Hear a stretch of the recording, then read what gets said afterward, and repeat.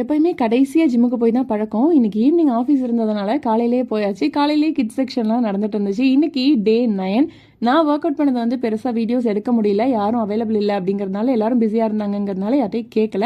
So அதனால work out முடிச்சுட்டு ஒரு சின்ன கிளிப்பிங் மட்டும் எடுத்துட்டு வந்து சாப்பிட்டுட்டு ஆஃபீஸ் கிளம்பியாச்சு. ஆஃபீஸ்க்கு கொஞ்சம் சீக்கிரமாகவே போயிட்டேன், எடிட்டிங் ஒர்க் இருந்ததுனால. அந்த வேலையெல்லாம் முடிச்சுட்டு வெளியே வந்து பார்த்தா மயில், முக்கியமாக ஆண் மயில் இருந்துச்சு. பட் நான் போகிற டைமில் அது எங்கேயோ ஓடிடுச்சு. பெண் மயில் ஒரு 3 மைல் அழகாக நடந்து போயிட்டு இருந்துச்சு. அதுக்கப்புறமா கௌசி அக்கா கூட சேர்ந்து கொஞ்சம் வைப் பண்ணிட்டு லைவ் ஷோ பண்ண போயாச்சு. எங்கள் பாட்டி ஒரு விஷயம் சொல்லுவாங்க, இன்னைக்கு நீ ரொம்ப ஹாப்பியாக இருக்க அப்படின்னா அது யூனிவர்ஸ்க்கு தெரிஞ்சதுன்னா அது வந்து உனக்கு கஷ்டமான விஷயத்த உனக்கு கொடுத்தே தீரும் அப்படின்னு சொல்லுவாங்க. இது உண்மைதானா என்னன்னு எனக்கு தெரியல. பட் நேற்று நான் ரொம்ப ஹாப்பியாக இருந்தேன். அண்ட் ஆல்சோ அதே மாதிரி சின்ன சின்ன கஷ்டமான விஷயங்களும் நடந்துச்சு. உங்கள் வீட்டில் எப்படி என்ன சொல்லுவாங்க அப்படிங்கிறதையும் மறக்காம கமெண்ட்ஸில் சொல்லிட்டு போங்க. நைட்டு டியூட்டி முடிச்சுட்டு வீட்டுக்கு வரும்போது மணி 12:30 ஆயிடுச்சு. இருந்தாலும் என்னோட வேலையெல்லாம் நான் முடிச்சுட்டு தான் தூங்கணும். ஏன்னா நைட்டு ப்ரஷ் பண்ணாதது பெரிய இம்பாக்ட் எனக்கு கிரியேட் பண்ணிடுச்சு. ஸோ அதனால ப்ரஷ் பண்ணி முடிச்சுட்டு கண்டிப்பாக காலையில் எந்திரிக்கிறதுக்கு லேட் ஆகும்.